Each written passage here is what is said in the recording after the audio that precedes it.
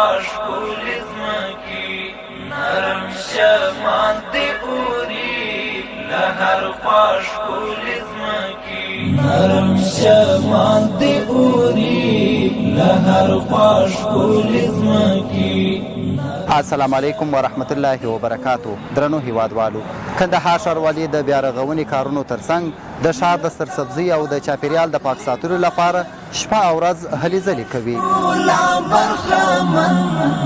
د وطن خړې ځمکې نرم شمان دې. د کندهار ښاروالي د نورو فعالیتونو ترڅنګ دا د ښاروالي د تنظیف پرسونل دی چې د ورځې ترڅنګ د شپې د 8 بجو څخه بیا د ماخوستن تر 2 بجو پورې د کندهار ښار په مختلفو ناحیو کې د سړکانو جاروکشي او د چریو پاکاري کوي. لپو سرلی د هیواد لپو سرلی د هیواد دشتي اخلي عطيف.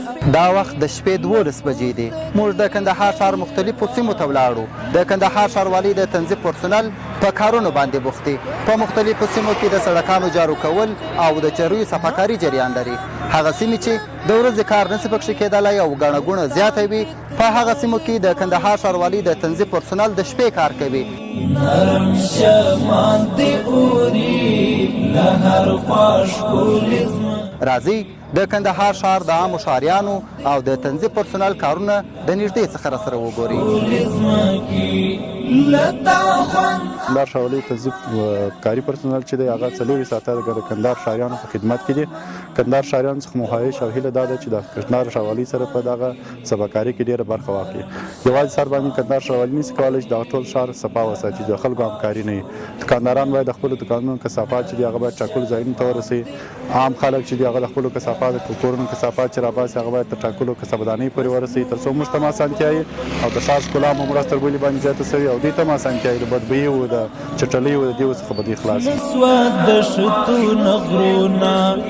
موږ خواري کار وو د ښاروالۍ مامورین وو، خدمتګاران وینو، سړکان او نور کوم کثافات چې په ښار کې پراته وي هغه ټوله دوی دا جسار ته ایسته کړي. هېڅ شی نه وي په ښار کې، سړکان جارو یې.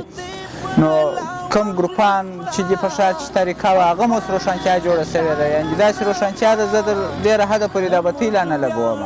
غټ خدمت دی چې دا ښار اوس معلوم سو، هم یې رسته معلومه سوله، هم یې کوڅه معلومه سوله، هم یې سړک معلوم سو چې دا ځای سړک دی، دا ځای د کثافاتو ځای دی، دا دغه دی.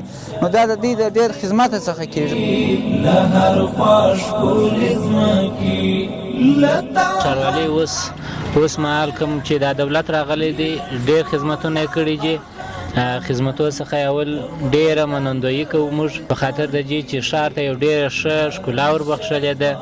د ښار د جوړېدو اړوند او د ښار د ښکلا اړوند یعنې هر بخش ته ډېر ښه خدمتونه کړي دي.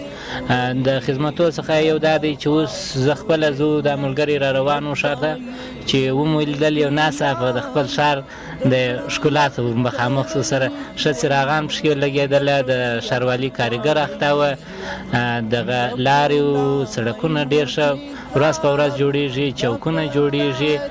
موږ خپله ډېر ورڅخه خوشحاله یو. شکر دی نن ورځ هم ښه امنیت راغلی دی. د غیرت نوم دې اوچات لري احساس. دا د ښاروالۍ څخه موږ ډېر خوشحاله یو چې د شپې راځي زموږ دکانونه مو خانه جارو کوي. نو موږ ته دا نه ده پکار چې موږ د خپل دکان کچرې د دکان مخ ته وغورځوو یا لښتي ته وغورځوو یا سړک ته جارو کړو. نو هر دکاندار به وي چې خپل دکان کچره ټوله کې کچردانۍ ته ور واچوي، نه سړک ته ور واچوي، نه یا لښتي ته ور واچوي. له هر خوا ښکلې ځمکې له تا خوند اخلي ماین.